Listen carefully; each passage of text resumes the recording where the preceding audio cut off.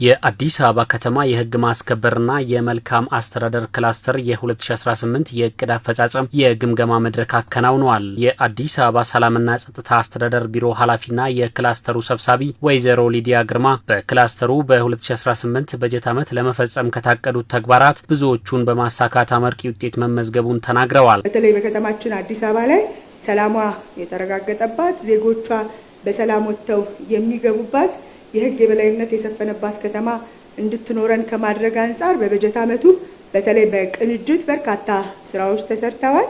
ለአብነትም በተለይ ከተማችን ውስጥ በበጀት ዓመቱ በጣም ትላልቅ ሃይማኖታዊ፣ ባህላዊ እና ህዝባዊ የአደባባይ ኩነቶች በሚሊዮኖች የሚቆጠሩ የከተማችን ከሀገር ውጭም ከሀገር ውስጥም ያሉ ታዳሚዎች በእነኚህ ፕሮግራሞች ላይ ታድመው በዓላቱ ፍጹም ሰላማዊ በሆነ መንገድ መጠናቀቅ ብቻ ሳይሆን ከተማችን አዲስ አበባ የህብረ ብሔራዊ አንድነት መገለጫ መሆኗን አመላክታ የሄደችበት ነው። በክላስተሩ የታቀፉ የተቋማት አመራሮችም ቅንጅታዊ ስራዎች ተጠናክረው መቀጠል አለባቸው ብለዋል። ክላስተሩ ውስጥ የተሰሩት በርካታ ስራዎች በኮሙኒኬሽን ስራ በኮሙኒኬሽን ቢሮና በአዲስ ሚዲያ በሌሎች የመንግስትና የግል ተቋማትንም ጭምር በማስደገፍ ወደ ህብረተሰቡ የማድረስ ውጤታማ ስራ ተሰርቷል የሚል እምነት አለን። የበለጠ መንግስትንና ህዝብን ብሪጅ የሚያደርግ ድልድይ የሚያደርግ ስራ እንሰራለን። ውጤታማ አድርጎታል ብዬ የማስበው ህዝቡን የሰላም ባለቤት አድርጎ ከላይ እስከ ታች ከተማውን የመራበት ተግባብ ተቋሙንም ግብረ ኃይሉንም ውጤታማ አድርጎታል ብዬ ነው የማስበው።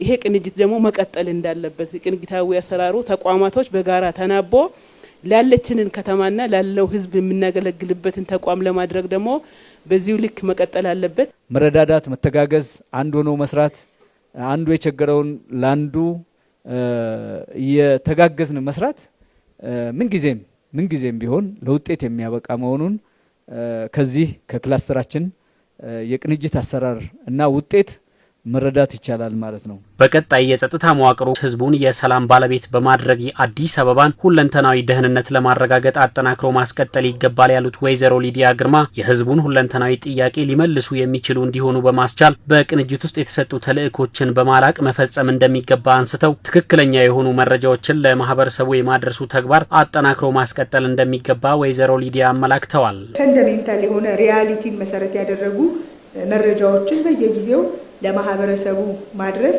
እና በተለይ ደግሞ ከህግ ማስከበር ስራዎቻችን አንፃር በየጊዜው ህዝቡ አውቋቸው በአንድ በኩል ራሱን ከዛ እንዲጠብቅ በሌላ በኩል ደግሞ በመከላከል ረገድ የዜግነት ግዴታውን እንዲወጣ ከማድረግ አንፃር እየተሰሩ ያሉ ስራዎች ለህዝብ ተደራሽ እንዲሆኑ ከማድረግ አንፃር አዲስ ሚዲያ ኔትወርክ የህዝብ ጆሮነቱን በተገቢ ሁኔታ በተለይ በዚህ ክላስተር ውስጥ ያሳየበት ሂደት ነው ያለው። በህዝቡ እንዲጠየቁ ህዝቡን ማውቋቸው ሞጋች እንዲሆን ከማድረግ አንፃር የተሰሩ ስራዎች እኔ በጣም አፕሪሼት የሚደረጉ ናቸው። ይሄንን ማስቀጠል ያስፈልጋል። በክላስተሩ በ2018 በጀት ዓመት የእቅድ አፈጻጸም ተቋማቱ ለነበራቸው የላቀ ተሳትፎ አዲስ ሚዲያ ኔትወርክን ጨምሮ ሌሎችም ተቋማት የምስጋና የምስክር ወረቀት ተበርክቶላቸዋል።